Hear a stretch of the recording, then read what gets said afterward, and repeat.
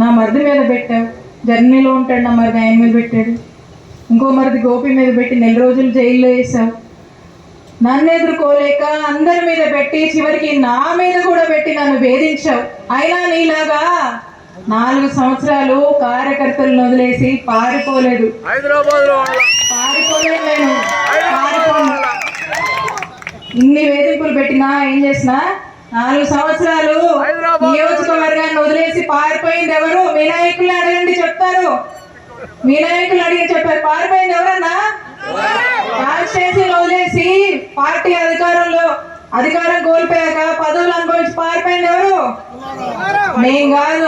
మేం కాదని గుర్తు చేస్తా ఉన్నా.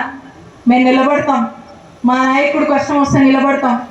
మా నాయకుడిని నిలబెడతాం. అంతేగాని పారిపోం మేము, భయపడం మేము. పెట్టుకో, ఇంకేది పెట్టుకుంటావు పెట్టుకో, ఇక్కడే ఉండి చూస్తాం, తేలుస్తాం. మేము కూడా నిలబడతాం. మరొకసారి తెలియజేసుకుంటూ ఈ కార్యక్రమానికి వచ్చినటువంటి ప్రతి ఒక్కరికి